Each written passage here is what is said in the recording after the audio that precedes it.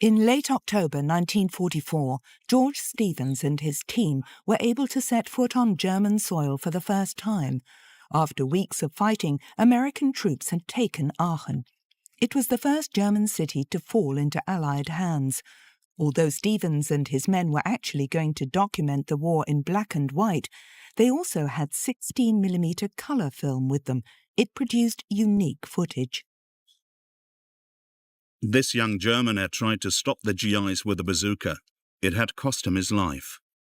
Stevens felt little sympathy for the man who plunged Europe and the rest of the world into war.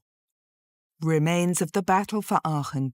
The war was already in its 6th year, and no one had any idea when the slaughter would finally end. Around 13,000 Wehrmacht troops and 5,000 members of the Volkssturm, a national militia rather like a home guard, had defended Aachen against a superior Allied force of 100,000 GIs. On October 12, 1944, Field Marshal Gerd von Rundstedt had insisted that the ancient imperial German city of Aachen be held to the last man. If necessary, the defenders had to be buried among its ruins, just as he had promised his supreme commander, Adolf Hitler. In the end, however, on October 21st, 1944, the military commander of Aachen capitulated. He thus saved the lives of some 12,000 men who were now American prisoners of war. Just before capitulating, he sent a heroic radio message. After bitter house-to-house and man-to-man fighting, the defenders of Aachen have run out of ammunition, food and water. The last remnants of our forces, defending this imperial German city, are engaged in hand-to-hand fighting around the command post. All radios have been prepared for destruction. In the unshakable belief in the justness of our cause and in our victory, this is a final greeting to our beloved German homeland. Long live the Führer. Out of an original population of 160,000, around 6,000 of Aachen's inhabitants stuck it out while the town was still being contested. For them too the war was now over, but only a few were willing to see reason. Only a few weeks after Aachen fell, the U.S. Secret Service stated that many of its citizens were maudlin, had eyes for nothing but their own suffering, and were unwilling to reflect on their own role during the Third Reich. And no one admitted to having been a Nazi. No one questioned whether they might bear any personal responsibility for all that had happened. Writing in her diary on October 3, 1944, in a southern suburb of Aachen, Clara Trafford made a far-sighted comment. I have had enough for ever and a day, but in 20 years' time there will again be enough idiots around who will ignore what has happened and be willing to start the same misery all over again. In Aachen, George Stevens' team shot roll after roll of film. But because it didn't contain any actual fighting, the footage was never shown on any newsreel. The Hollywood director Stevens took great care not to expose his team to danger. As a result, it was only years later that the colour films were found in his estate. When interrogated, the military commander of Aachen cynically defended the senseless bloodletting in the town. A record of the interrogation states, he didn't even think the entrenched resistance was worthwhile. In his view, it would have been far better if the troops deployed in Aachen had been withdrawn in good time and used to strengthen defensive positions east of the town. It took more than 4 months for the Allies to reach the Rhine. In mid-March 1945, a US Air Force team filmed on the bridge at Remagen. The German Air Force made repeated attempts to destroy the structure, but the Americans doggedly defended their biggest coup so far. Artillery units took up position to secure the only intact bridge over the Rhine. The bridge at Remagen was one of the first locations in Nazi Germany where the Special Film Project 186 was used. On March 7, 1945, US forces managed at the last minute to prevent the railway bridge from being blown up. Within 24 hours, 8,000 GIs had established a bridgehead on the far side of the Rhine, Germany's river of destiny. All attempts by the German Air Force to block the crossing point were in vain. Even bombarding the bridge with Hitler's wonder weapon, the V-2, proved fruitless. Time and again, German planes were brought down by American artillery fire. Scenes like this were particularly important for the US Air Force camera team. Their mission was to document the aerial battle for Germany so it could be shown in cinemas back home. To make this possible, those responsible had sourced the country for 16mm color film and shipped it to Europe.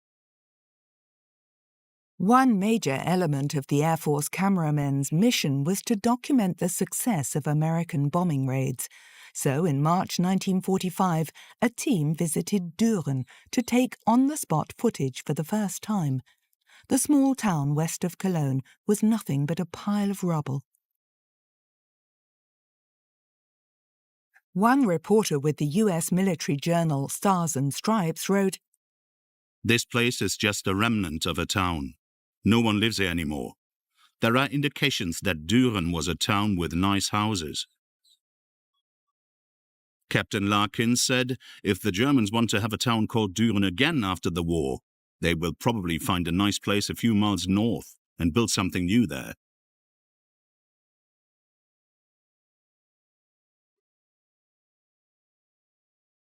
At around the same time, on the other side of the border, somewhere in Belgium, American Supreme Commander Dwight D. Eisenhower had arrived to visit troops.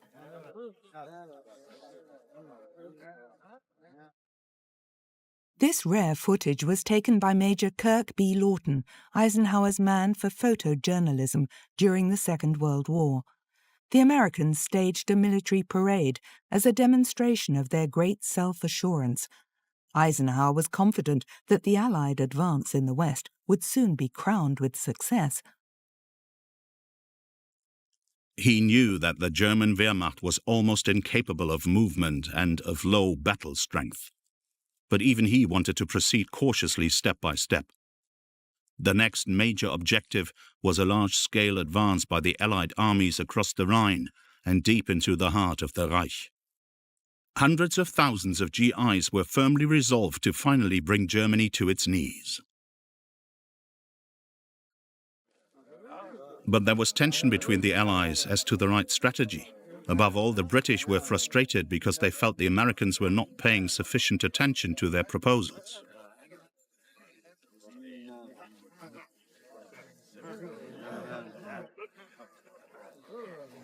Also present at the parade was Hollywood film star Marlene Dietrich. She had hated Hitler and the Nazis ever since emigrating from Germany. Now, behind the front, she was keeping up the soldiers' spirits by singing and giving autographs.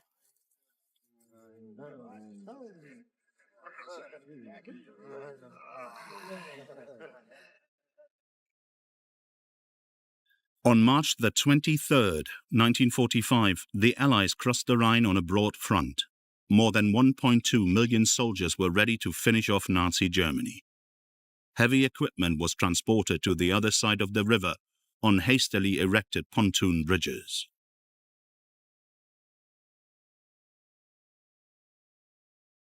The Wehrmacht had little to offer in the way of resistance. Adolf Hitler was fully aware of the size of the threat in the West. Germany's commander-in-chief feared that, in view of American superiority, his troops might surrender in droves. One German officer wrote in his diary, "We sense that a decisive battle is about to begin. The enemy crossed the river at 3 points which initially were separate. On the 22nd of this month, a directive from the Führer was read out to the whole assembled battery. Anyone taken prisoner by the enemy, it said, without being wounded or clearly having given his all, will be punished. Not only will he be disgraced, all financial support for his family will be stopped, and his family will be made responsible for his action." Everyone had to sign to say that they had heard the order. Cameramen with Special Film Project 186 captured the American advance on the far side of the Rhine. At this time, a young woman in Frankfurt felt like she was living in a vacuum. We're sitting here waiting for the Americans.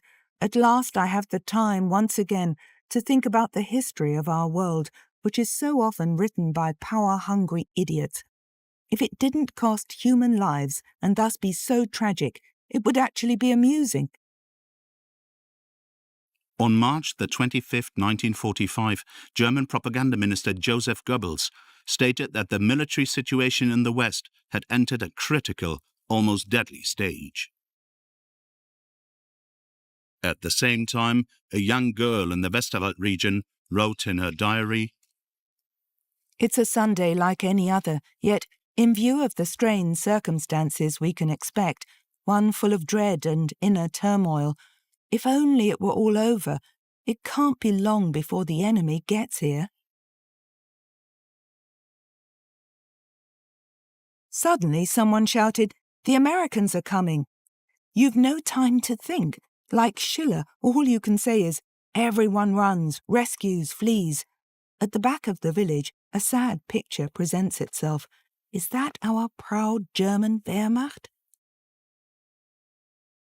The village has been handed over. Around 200 German soldiers who had gathered here have been taken prisoner.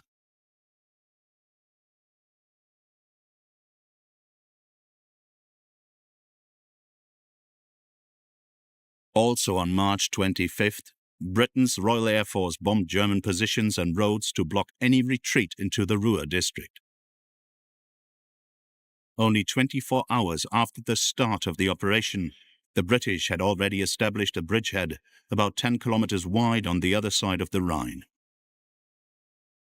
In the hinterland, trucks were waiting to transport sections for more pontoon bridges.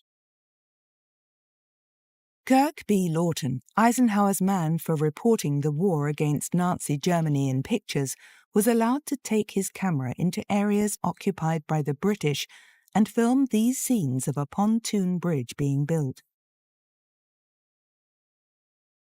Lawton had himself ferried across to the other bank of the Rhine by the Royal Signals, a unit deployed behind the front to set up infrastructures and establish telephone links.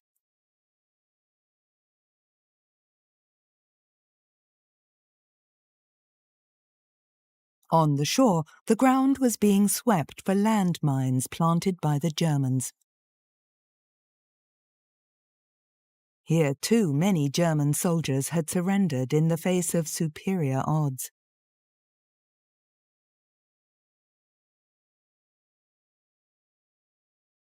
British military strategists had prepared Operation Plunder with the utmost precision. Now, top brass in London was expecting the Americans to accept that the further advance into the heart of the Reich would take place under British command. In a conversation with General Eisenhower, British Prime Minister Winston Churchill is said to have repeatedly exclaimed, "The Germans are beaten. Now we've got them. They are finished." But the Americans still kept their British allies in the dark about their own totally different plans. Eisenhower was determined to push his armies mainly into central and southern Germany. He wanted the British to advance towards Hamburg and Denmark. When Winston Churchill heard that, he was outraged. After his fleeting visit to the British troops, Major Lawton returned to Eisenhower's headquarters in Reims. In early March 1945, Cologne became the first major German city to fall to the Allies.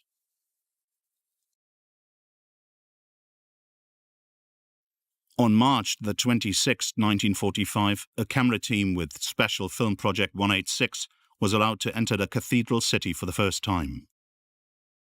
On this occasion, the US Air Force was interested primarily in the damage caused by the numerous Allied bombing raids on Cologne. Initially, the camera rarely focused on the few people still living in the city.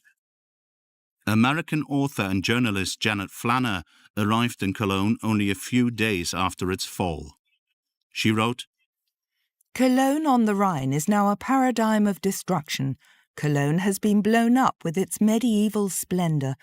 In the rubble and loneliness of physical destruction, Cologne leans on its banks, bare of any form and unadorned.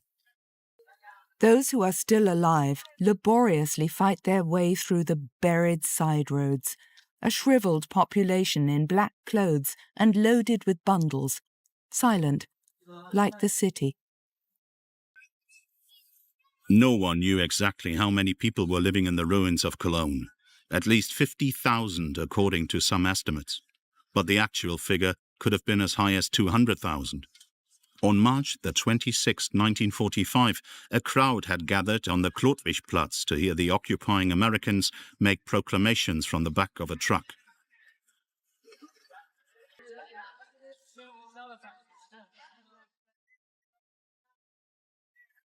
In the first few days of the American occupation, one German woman noted, "We are only allowed to go out during the daytime. After 7 p.m. a curfew comes into effect. We're bombarded with rules and regulations. This time they really are driving militarism and National Socialism out of us. They're not permitting a single trace of what life for us used to be like." High-ranking Nazis and SS henchmen had fled the city before it capitulated. Above all, the people of Cologne were happy that, for them, the war was over now. One of them said that first and foremost, occupation meant an end to the horrors of air raids and artillery bombardment, to the fear of being evacuated somewhere, whether they liked it or not, and an end to constantly living underground.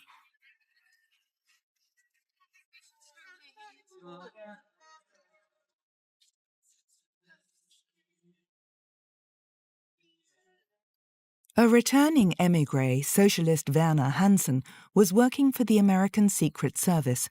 On March the 27th, 1945, he wrote this about the people of Cologne. They are very helpful and happy if they can be useful to any American soldier. I walked around the city in uniform for about 8 days. I didn't speak to a single hostile person. I will never forget the old worker's wife who hugged me, crying with happiness and joy, because the Nazis were now gone, and we were there.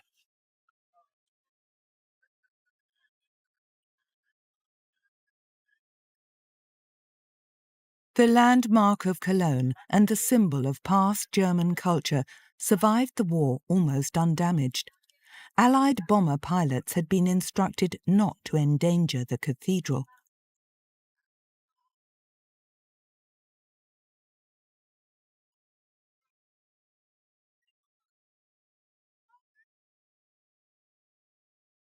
When war broke out, the incredible art treasures kept in the Gothic cathedral were taken to a safer location. From one of the cathedral's twin spires, an Air Force cameraman filmed the full extent of the destruction. The many other churches in this Catholic city did not remain as undamaged as the cathedral. According to official British sources, between 1941 and 1945, 150,000 tons of bombs and 5.1 million incendiaries were dropped on Cologne. The true figure is probably far less, but even so, the city suffered greatly from the continuous aerial bombardment. In March 1945, no one could predict when Cologne would be rebuilt. Here, on an airfield somewhere in Belgium or in a part of Germany that has already been occupied, a squadron of American P-47 fighter aircraft are preparing to head off on another mission. A cameraman with Special Film Project 186 took this footage of the ground crews in April 1945.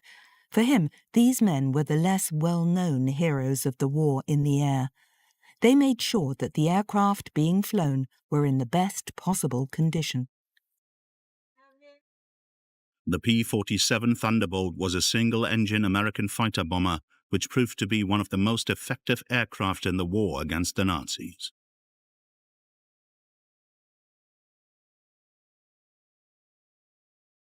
During the Second World War, U.S. manufacturer Republic produced over 15,000 of these all-metal mid-wing monoplanes. The P-47 had just one pilot. As a rule, Thunderbolts attacked their targets in small squadrons. That was also the case in March and April 1945.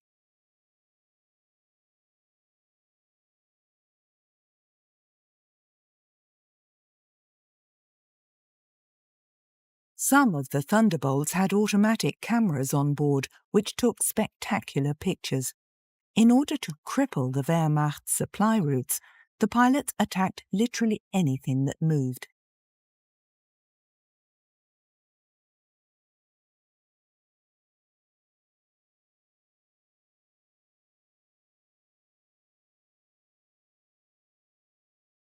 Railway lines and freight yards were favourite targets.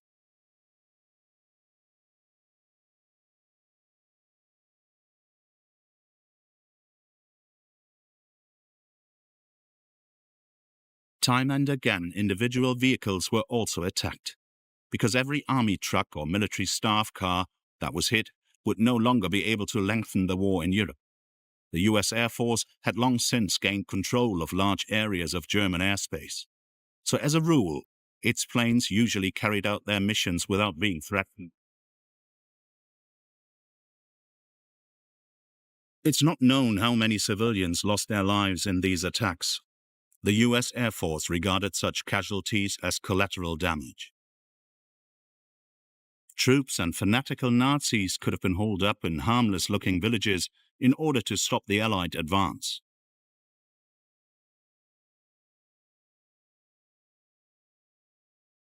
The US Air Force's bomber fleet was also in action over Germany, hitting strategic targets. The aim was to make airfields and supply routes unusable.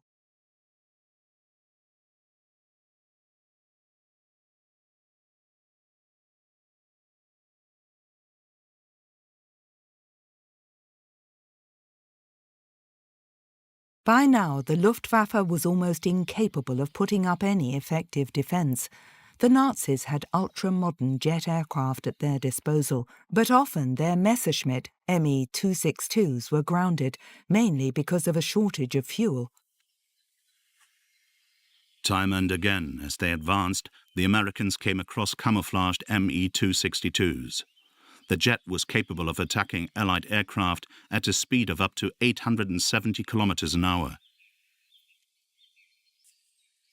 Experts eagerly inspected the new aircraft and their futuristic jet engines, which had been developed by Messerschmitt in Augsburg.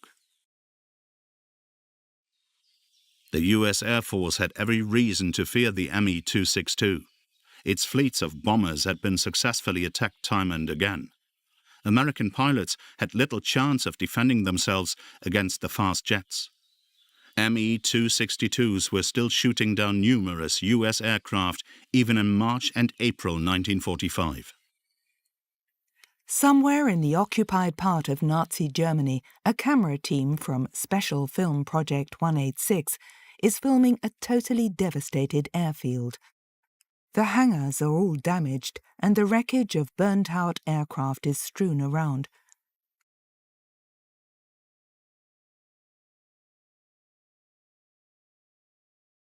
To enhance the effectiveness of this pan shot, the camera team have placed a portrait of Hitler in it, upside down, of course. It is intended to symbolize the imminent downfall of the dictator and his Nazi regime.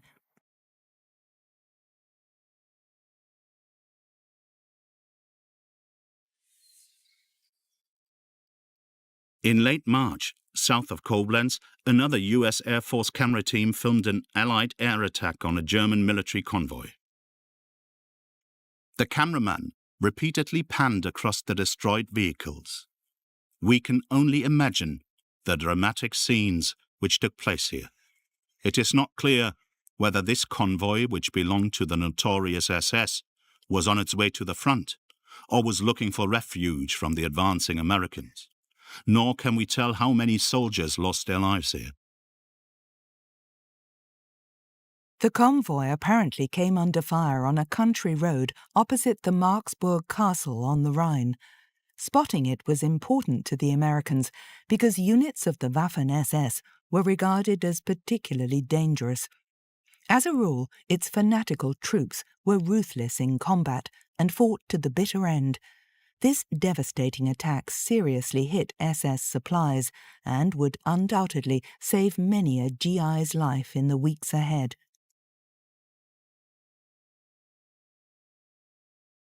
According to notes made by the cameraman, this German was also a member of the SS.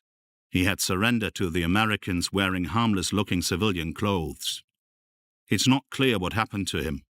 He was probably taken to a prisoner of war camp.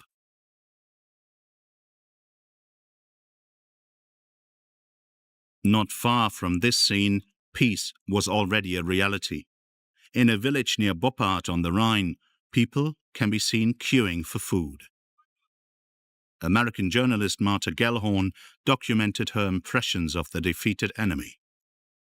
No one is a Nazi. Nobody has ever been one.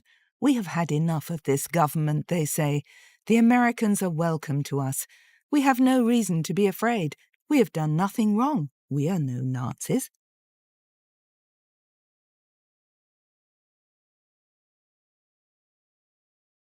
"60 kilometers downstream, an automatic camera belonging to the Air Force team took this aerial footage of the bridge at Remagen. The bridge, which had long since become a symbol of imminent victory, had by now collapsed. George Stevens and his team arrived here at the end of March 1945. The Hollywood director had been flown in from Paris at the personal request of General Eisenhower to document the successful advance of the Allied forces. From his hotel balcony, Stevens could see the pontoon bridge which had been hastily built by US engineers for getting troops across the Rhine. When the United States entered the war, the 40-year-old veteran of Tinseltown had put his career on hold to do propaganda work for the American government. From Remagen, Stevens and his team travelled over the pontoon bridge to the other side of the river. A few young Germans momentarily blocked the cameraman's view of ruined buildings on the riverbank. Adolf Hitler had declared the Rhine to be an unsurmountable bulwark against the Allied advance in the West. Germany's river of destiny had to be held at all cost. But now in Remagen, the war was already a long way off. Here, Stevens and his men are inspecting the ruins of the bridge. On March 17, 1945, US engineers were carrying out maintenance work on the seriously damaged bridge when it suddenly collapsed. 25 GIs were killed immediately, and 3 more died later from their injuries. A plaque commemorates the glorious capture of the railway bridge on March 7th. As they retreated, the Germans had mined this tunnel. During the war, it had served the local population as a shelter from Allied bombing raids. A plaque bears the names of those American engineers who lost their lives when the bridge collapsed.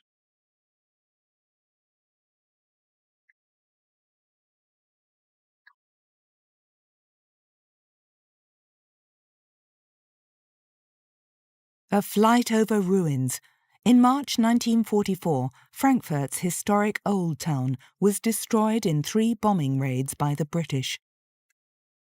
Even then, experts were already thinking about how the city might be rebuilt after the war, but its Nazi bigwigs immediately forestalled such plans.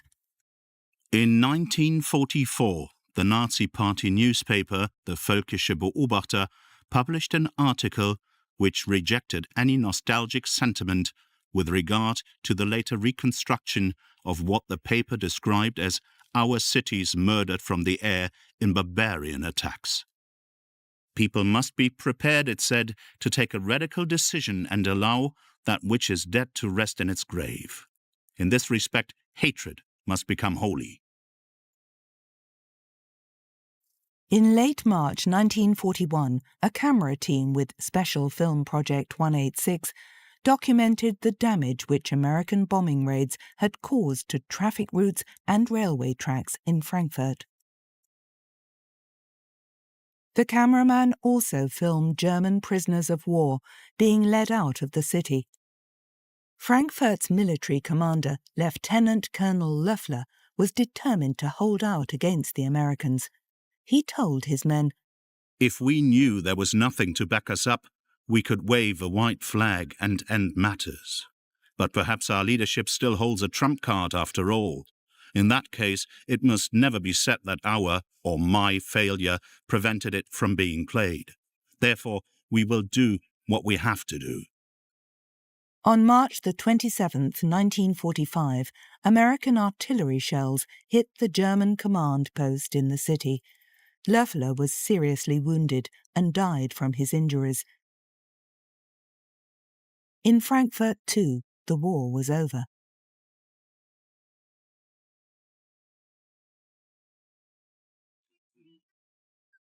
At the same time, American units were advancing further into the heart of the Reich. Many villages in the Westerwald region offered no resistance. Often, courageous citizens had hung white flags from their windows. This was still dangerous because such actions were punishable by death. Time and again, Germans who were tired of the war and wanted to put an end to the madness were hanged or shot out of hand by fanatical Nazis.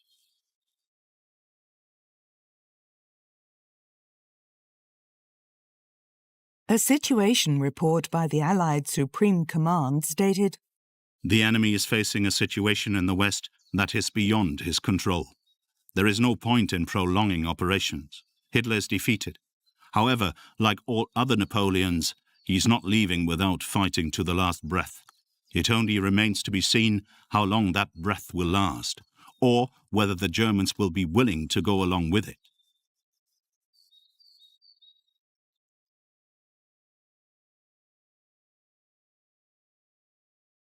When a town or village surrendered without a fight, everything went smoothly. Often tank traps were removed by the inhabitants themselves so that US armor could advance more quickly.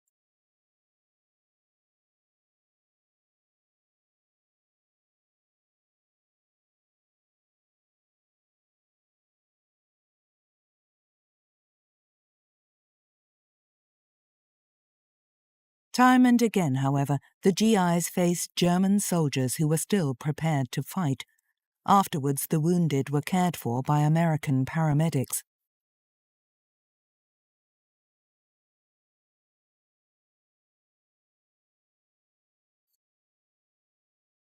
On March the 31st, 1945, American troops occupied Bad Hersfeld. After offering brief resistance outside the town, its commander decided to surrender.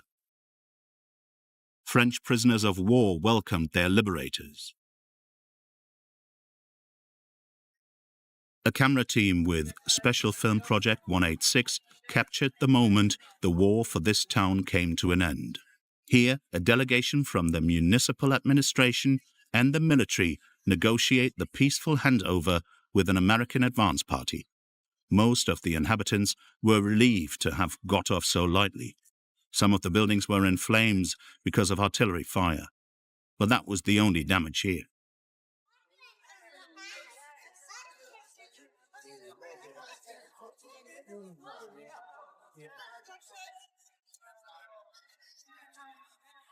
At first, many Germans were still afraid of the victors, but because most GIs were friendly, their fear soon gave way to curiosity.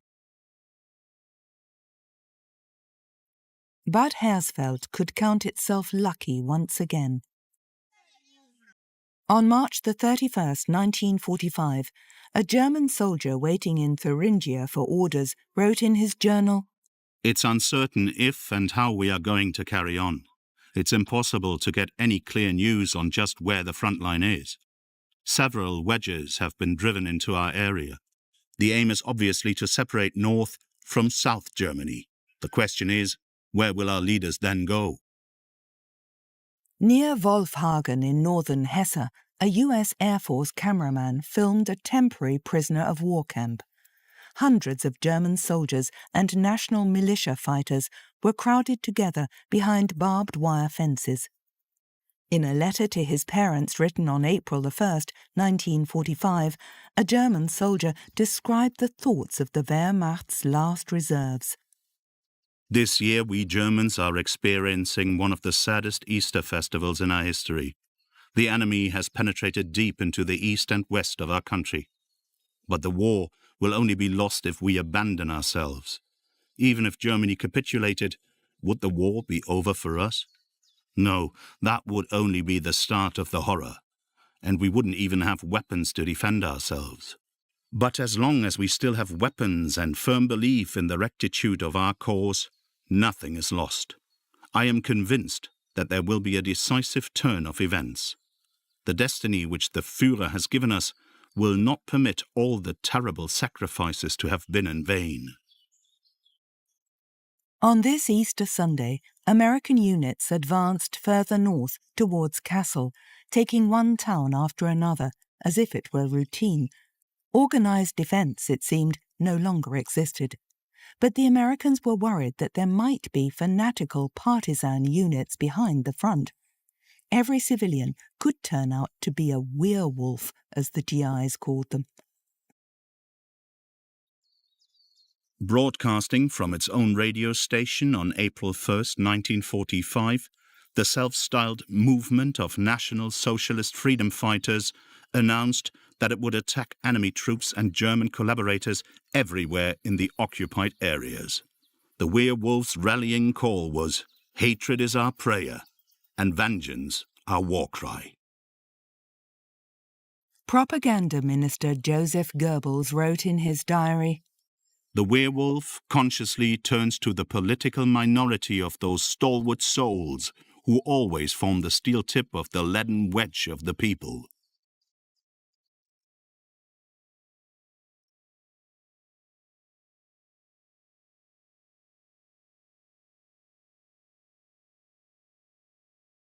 In its demise, the Third Reich came up with newer and newer forms of terror, and the regime's henchmen didn't even shrink from murdering its own people if they surrendered to the enemy.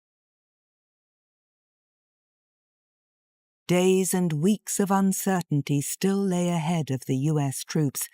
Their mission was to bring down Germany with military might, and US camera teams continued to document the end of the war in colour.